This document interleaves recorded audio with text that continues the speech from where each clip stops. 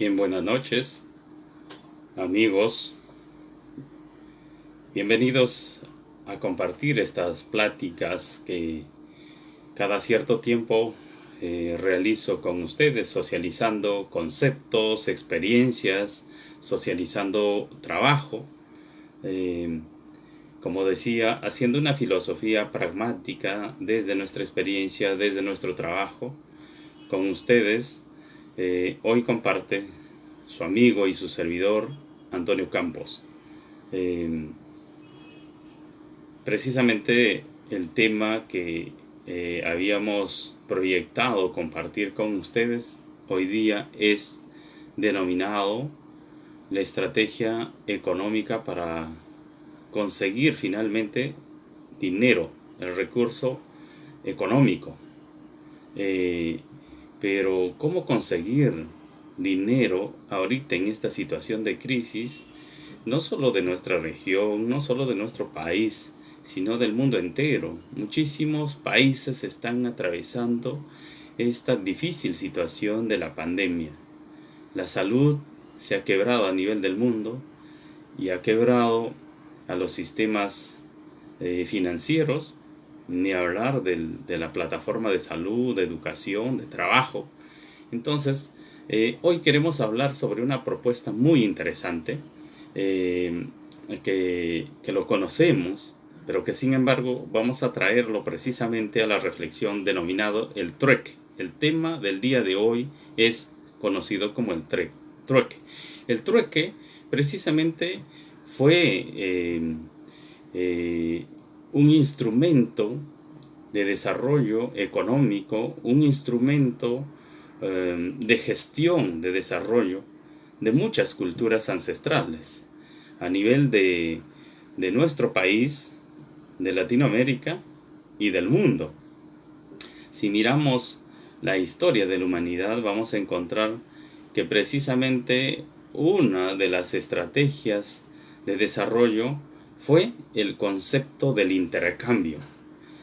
Aquí en el Imperio Inca, en Perú, se le llamaba el trueque, que significa hacer un intercambio de bienes materiales, sean muebles o inmuebles, pero también de bienes inmateriales. ¿A qué nos referimos con los bienes inmateriales? Es decir, con el tema de servicios generados por el trabajo. Con el evolucionar de la historia universal de la humanidad en los 5 continentes, se han vivido distintas fases o cambios históricos de la economía.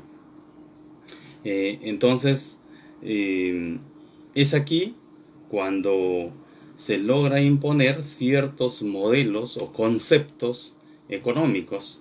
Por ejemplo, hablamos de lo que conocemos y de lo que vivimos del sistema liberal, del sistema neoliberal, del sistema económico, que luego también tenemos los sistemas de economía de mercado, el sistema que promueve el comunismo, el socialismo, la economía social, la economía socialista, y muchos buscan concentrar un cambio o buscar el equilibrio denominando la economía social de mercado.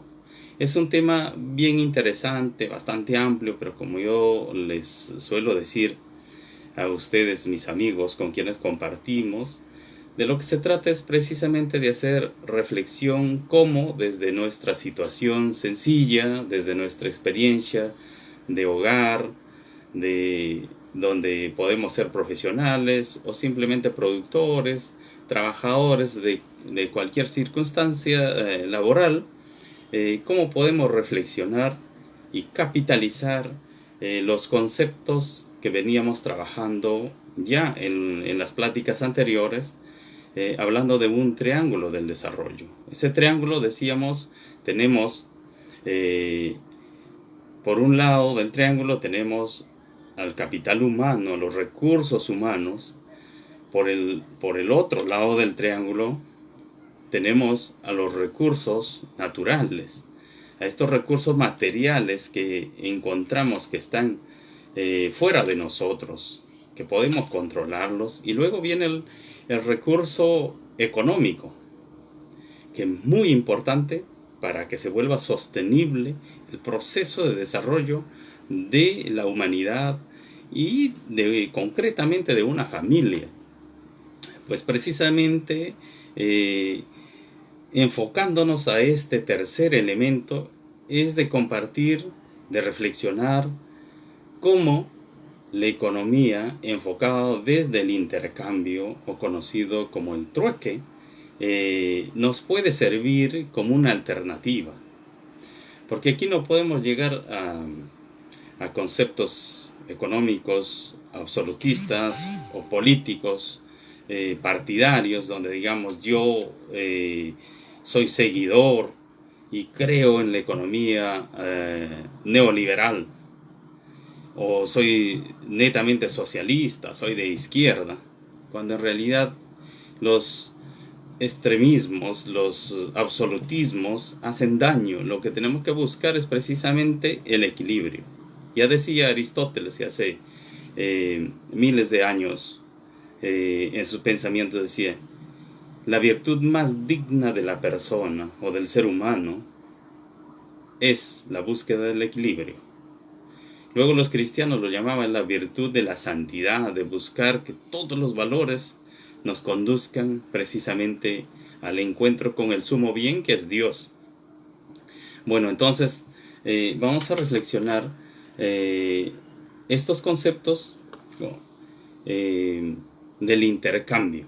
El intercambio significa, como decíamos, tener en claro, reflexionar qué es lo que poseemos en nuestro entorno y en nuestras capacidades personales para generar los recursos, pero recursos económicos, monetarios. Pero en ese proceso nos encontramos con serias dificultades. Compartíamos experiencias que cada uno debe generarlo, las alternativas, de acuerdo a su contexto, de acuerdo a su lugar, de acuerdo a sus circunstancias, pero que tenemos primero que valorizar mucho que el nivel de cambio, el nivel de desarrollo está posesionado primero en la inteligencia de la persona. Primero se posesiona en la inteligencia, en donde van las ideas las que dominan. Luego pasan a las emociones y a las acciones, porque los seres humanos somos así. Actuamos de acuerdo a lo que pensamos. Y por eso es muy importante, queridos hermanos, que aprendamos a erradicar de nuestro cerebro, de nuestra cabeza, la pobreza. Porque muchas veces anida la pobreza en nuestro cerebro, en nuestra cabeza, en nuestro corazón.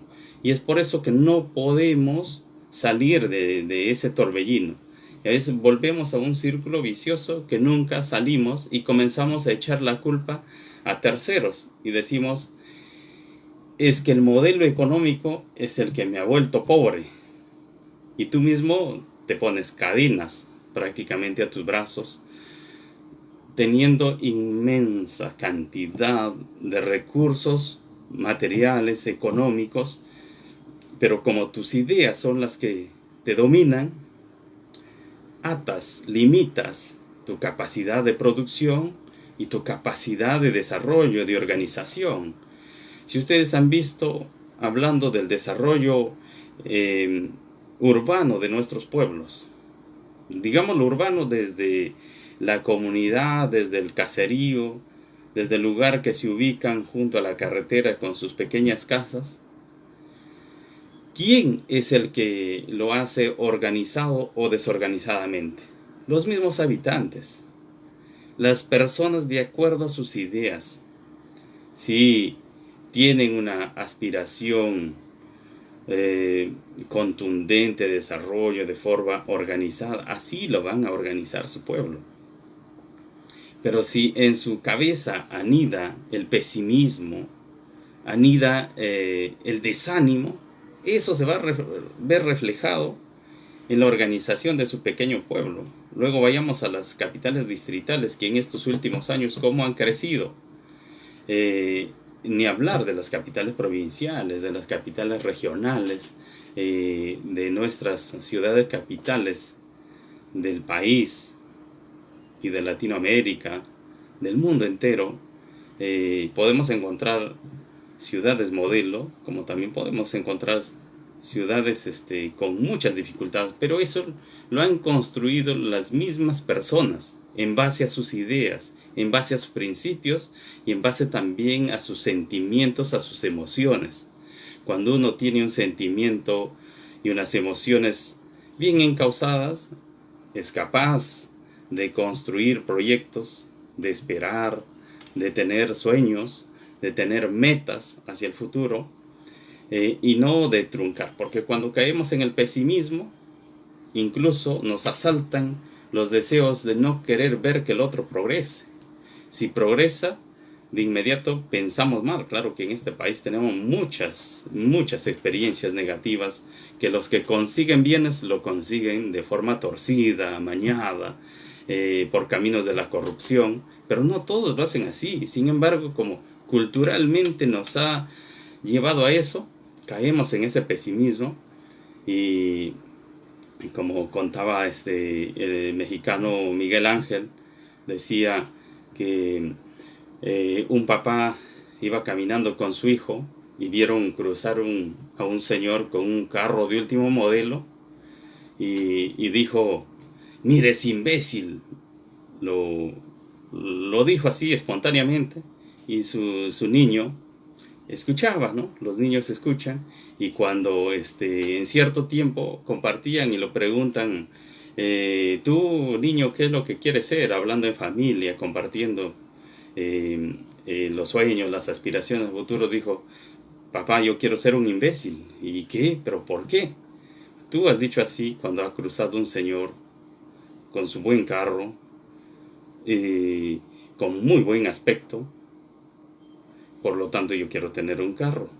Entonces la filosofía que muchas veces es que caemos de forma inconsciente en un nivel de pobreza mental de ideas y mental de valores. Entonces, con esta plática lo que yo quiero precisamente es llegar a que reflexionemos que la pobreza primero anida en nuestra mente, luego en nuestro corazón, es decir, en las emociones, aquellas emociones que nos obstruyen para construir proyectos individuales, personales, que nos obstruyen, nos limitan para construir proyectos familiares, empresas familiares. Hay pocas empresas familiares que suelen durar en el tiempo, que suelen permanecer. Generalmente se quiebran pasado 3 o 4, 5, 10 años, donde hay ganancias, donde hay réditos, comienzan los pleitos, cuando no tiene que ser así. No sabemos asociarnos, peor, a nivel de vecindario, de comunidad, hay poca capacidad de diálogo, de confianza y para asociarse con los demás, para emprender empresas, de tal forma que se espera que vengan inversionistas de otro lugar, de otros países, puede ser países vecinos o de países extremadamente lejanos, pero en ellos sí se confía, se desconfía. Por eso es que los valores es fundamental para estos procesos de desarrollo. Entonces, punto número 1 es que erradiquemos el concepto de pobreza. No somos pobres, porque tenemos muchísimos recursos económicos plasmados en nuestros valores personales, en nuestras capacidades de trabajo, y también tenemos en la inmensidad de recursos naturales que contamos en nuestro lugar. Por lo tanto, no hay por qué tengamos una casa de mal aspecto, una casa mal hecha, una casa que esté sumida en la pobreza.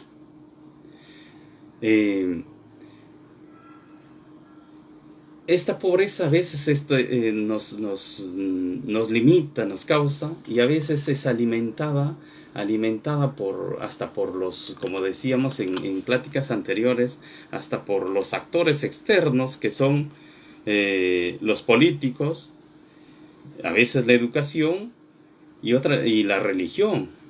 La religión es un aliado a veces de desarrollo y otras veces de subdesarrollo, porque enseña a mirar a un Dios que se alimenta del dolor, del sufrimiento del pobre. Y cuando no es así, Dios no ha creado para disfrutar de la pobreza o del dolor. Dios quiere la dignidad de las personas. Por eso que Jesucristo hizo reflexión a partir de la valoración de los pobres, de los enfermos, dándoles la dignidad que les correspondía. Valoraba a la viuda, valoraba al paralítico. Decía, vale más que tus ritos. Y lo curaba el sábado, porque quería dar el camino de la reflexión, que lo importante es la persona. Volviendo entonces a nuestro concepto matriz de qué es el trueque. Dijimos que es un proceso de intercambio, de cambio de materias. Sabemos que, por ejemplo, en el imperio inca, decían, voy a llevar 10 arrobas de papa a cambiar con trigo, el trigo a cambiar con otro producto. Ese intercambio es el trueque. Pero no solamente es de productos agrícolas, era también de productos minerales, artesanales, de ropa, también de servicios de trabajo. En ese tiempo existía el concepto de la minca, el concepto del ayllu, del trabajo en conjunto. Trabajamos esta semana en este lugar con tantas personas y a la otra semana nos toca devolver, intercambiar, trabajar con los demás. El trueque va mucho más allá que el mero intercambio. Es un sistema económico que hoy nos puede servir y nos debe servir. Si no tenemos dinero, si no tenemos recursos económicos, monetarios, podemos volver a sistematizar. Pongámoslo en valor. Esto no ha desaparecido, porque ha llegado la moneda por las circunstancias del desarrollo del mundo. Se ha universalizado el valor monetario, pero también el trueque siempre ha existido. En el fondo, el trueque también es a nivel de conceptos de valores. Claro que el sistema capitalista te enseña que los valores se juegan con los números, pero muchas veces con unas estrategias que los pobres, los sencillos, no lo entendemos. No sabemos por qué en un mes o en unos días están a un precio altísimo los minerales, los productos alimenticios, la medicina, y en otro mes están por el suelo. Precisamente por el sistema especulativo que este sistema ha implantado en el mundo. Volvamos a valorar el trueque.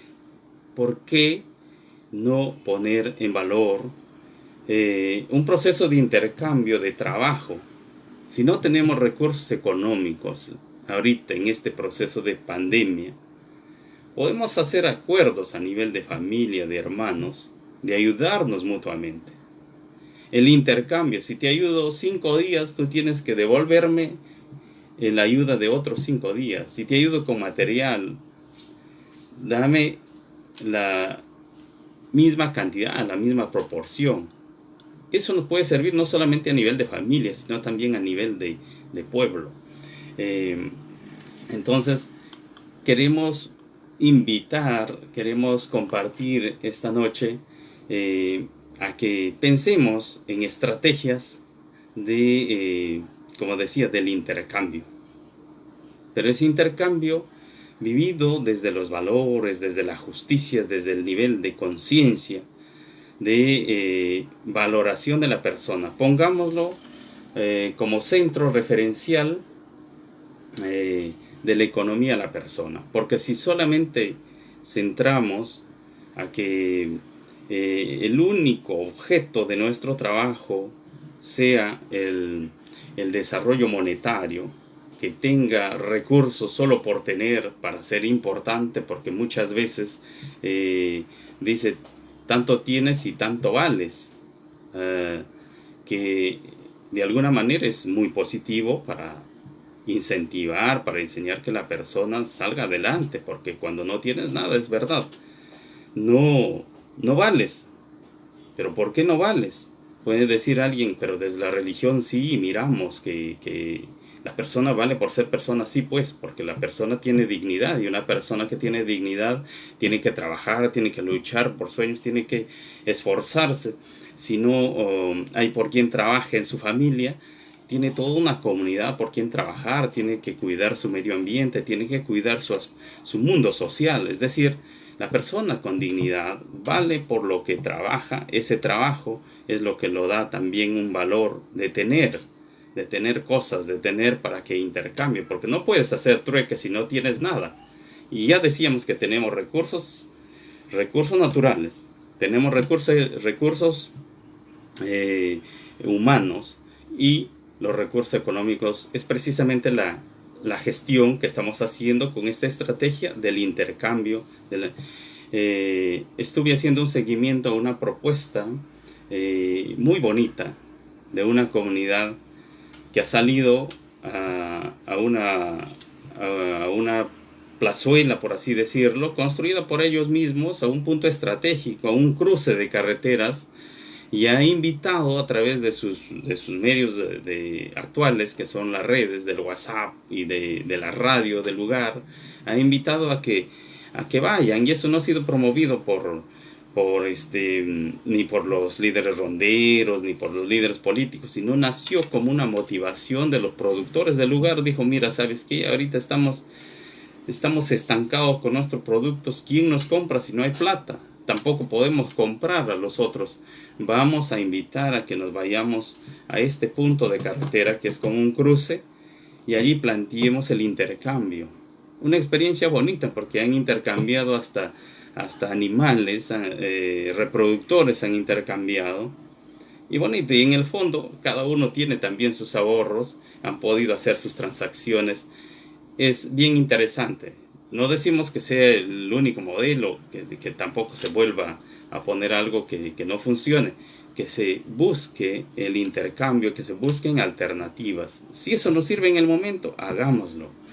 Busquemos de ser conscientes y hagámoslo para poder salir como una estrategia de encontrar el desarrollo en esta coyuntura que está un tanto difícil. Frente a ello, cuando he compartido con un grupo humano de gente, la mayoría de gente sencilla, que compartimos, como decía, no hacemos cátedra en las universidades, ni institutos, ni en otros espacios, sino con nuestra población sencilla que no tiene acceso, con nuestra gente de reflexión, que también hay profesionales con quienes compartimos y me hacen llegar sus ideas a través de las redes por inbox.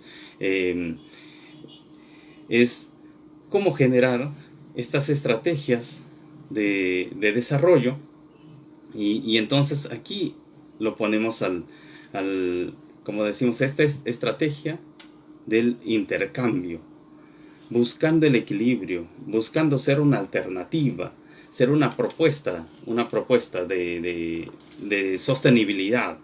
Es importante tener el concepto de sostenibilidad, es aquel que se mantiene en el tiempo, que no va a caer. No podemos, como decíamos, llegar a un concepto absoluto, extremo, decir solamente esto, porque ahí sí se va a fracasar. Tenemos que buscar el equilibrio, si es posible, juntar a todos. Si nos valen los conceptos de los principios de izquierda, de la economía social, socialista, de la economía social de mercados, si también la economía neoliberal en la cual estamos, donde estamos prácticamente encausados todo el mundo, ¿nos sirve? Pues sí, hagámoslo más humana simplemente. Pongamos empeño y echemos a andar hacia adelante, que se construyan proyectos más justos, más encauzados hacia el desarrollo.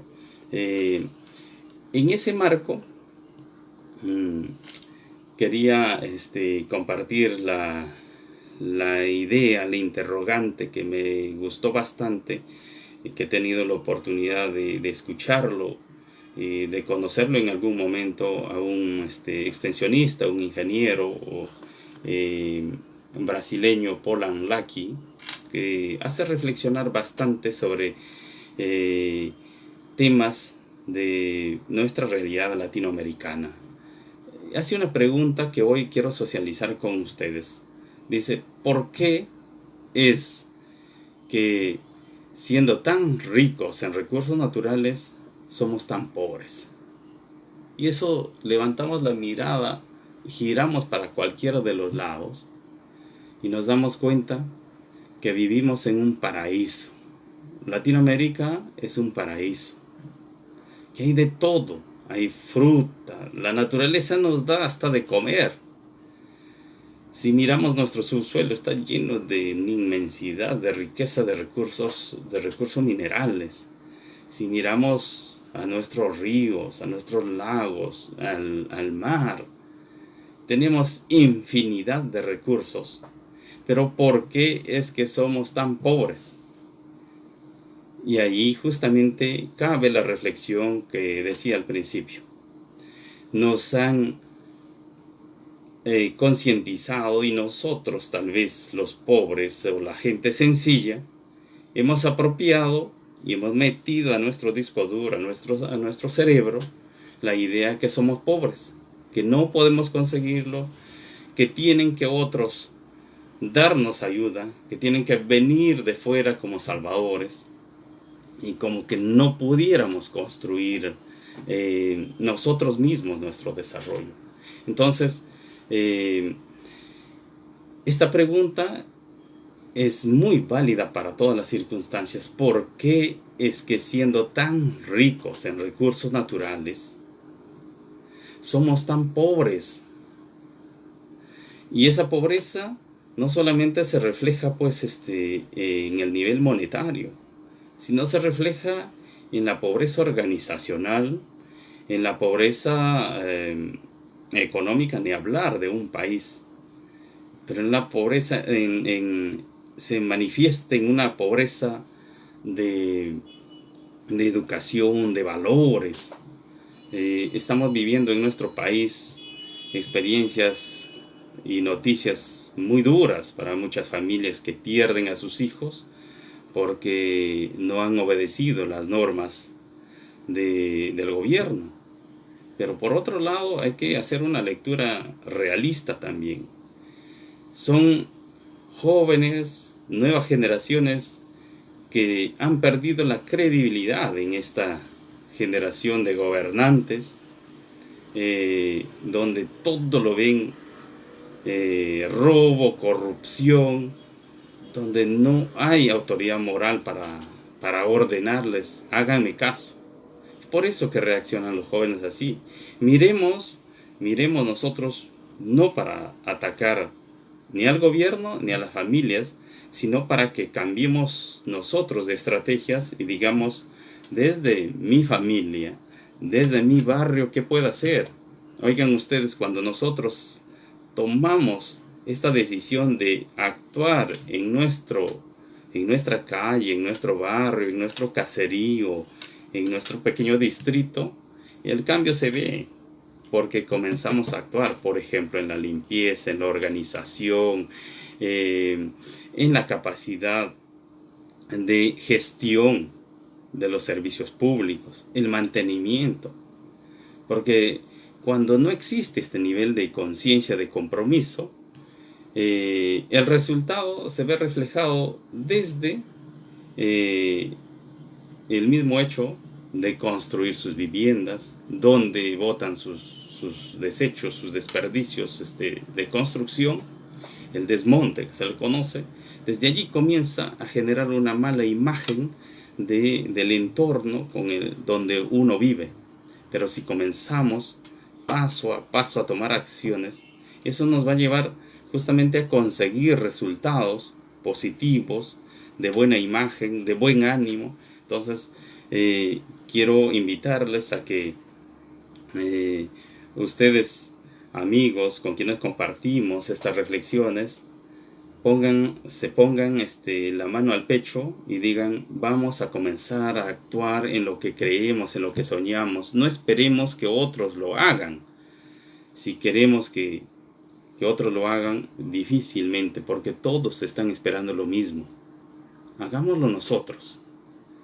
Por cierto que si hay competencias de gobiernos locales, regionales o nacionales, también tenemos que exigirles, pero los exigimos con autoridad.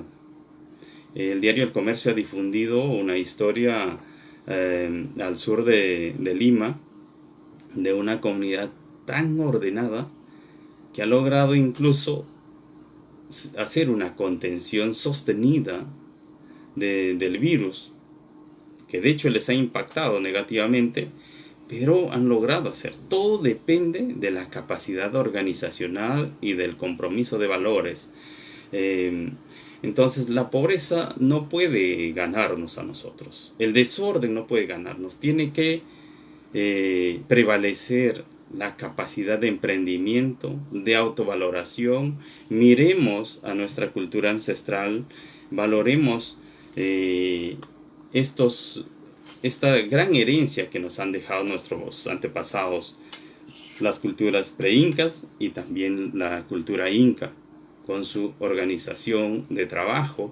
Nos han dejado un ejemplo de sostenibilidad en gestión, de arquitectura sostenible y sustentable, porque han hecho una maravilla de construcciones utilizando la piedra, utilizando sus terrenos para la agricultura en andenes que han cruzado 10, 20, 30 siglos y siguen allí de forma estable. Eso tenemos que mirarlo como ejemplo y, si es posible, repliquemos.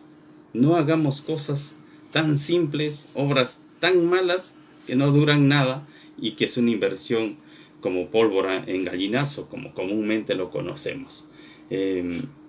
Entonces, volviendo a esta pregunta que hemos hecho: ¿por qué, siendo tan ricos, somos irónicamente tan pobres? En la próxima plática que tengamos, vamos a analizar si hemos encontrado este árbol del Edén. Decimos, somos tan ricos, y por qué junto al árbol hay personas tan pobres. Vamos a mirar cuáles son las causas y a plantear cómo podemos erradicar esta dificultad, esta circunstancia en la que ha caído la persona, ¿no? Como decíamos, para erradicar la pobreza mental es también no dejarse influenciar tan fácilmente de los falsos líderes, incluido el político, el brujo, el chamán, el líder religioso, sea católico, evangélico o de cualquier credo que sea. No puede predicarnos para vivir en el atraso, en la resignación, sino precisamente en la postura de liberación, de buscar el desarrollo para conseguir una dignidad medianamente referencial, donde tengamos lo básico para poder sobrevivir. Y lo básico es tener acceso a la salud, a la educación. En una plática posterior vamos a tocar cuáles son las causas y qué es lo que podemos hacer. Para finalizar, quiero reflexionar sobre este método económico que tenían asumido los incas, los gobernantes incas, en su nivel de gestión, que era tan sostenible, por eso que llegaron a ser un imperio. Algunos dicen, pues también había esclavitud, también habían... Por cierto, toda organización ha tenido sus falencias y tiene sus cosas negativas, pero se han hecho un imperio. ¿Y por qué nosotros hoy no podemos construir un desarrollo sostenible, económico, de gran importancia. Ese nivel de intercambio lo tenían tan apropiado que cuando llegan los colonizadores, cuando llega Pizarro con el séquito de conquistadores a Cajamarca y se encuentran con Atahualpa, él hace precisamente esta negociación de trueque, esta metodología económica, y les ofrece, a cambio de su libertad y de su vida, les ofrece un cuarto lleno de oro, y se le conoce como el cuarto del rescate, que en realidad debería ser el cuarto del trueque, del intercambio. Pero claro, ¿por qué no se concretizó? Porque la otra cultura tenía un nivel de valoración diferente, un modelo distinto, donde había la moneda, estaba acuñado la cara del emperador o del rey. Entonces eran otros conceptos. Esta cultura del trueque, cultura económica del trueque, ha sostenido un imperio. Volvámoslo a poner en práctica en lo que se puede. Intercambiemos sin ningún temor. Por cierto, evitando de estafarse. No caigamos tampoco en aprovecharse del otro, ni que el otro se aproveche de uno.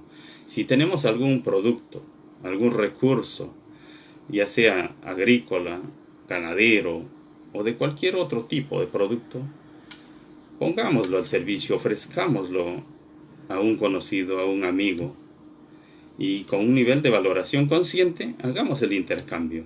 En vez que se malogre, en vez que se quede sin utilizarlo, hagámoslo esto. Y si tenemos también capital, pongámoslo a funcionar. Apostemos por el desarrollo. Así es que, queridos amigos, muchas gracias. Espero que podamos seguir compartiendo. Espero sus comentarios. Me dijeron en un correo, me estaban pidiendo que mencione ejemplos concretos, qué tipos de proyectos se ha trabajado. Para la próxima vamos a comenzar dando lectura y tal vez podamos compartirles en la pantalla también una lista de proyectos que se ha desarrollado y que da gusto porque permanecen en el tiempo. No todos permanecen, algunos se caen en el proceso, pero permanecen muchos de ellos en el tiempo, y da gusto cuando un proyecto cruza los 10 años, los 15, los 20, y tengo el orgullo de compartir algunos proyectos que ya van por los 30 años, que al principio se pensaba que simplemente eran sueños y eran ilusiones, pero gracias a Dios van ya por los 25, 30 años, y pienso que eso debe ser un horizonte que soñemos, que nuestras ideas trasciendan al tiempo, a mediano y a largo plazo. Que Dios les bendiga, y esperamos precisamente que se fortalezcan espiritual e interiormente para poder erradicar los conceptos de pobreza que se mete a nuestra cabeza y luego a nuestro corazón, que se transforme en algo positivo y en algo trascendente para el cambio. Hasta pronto, bendiciones.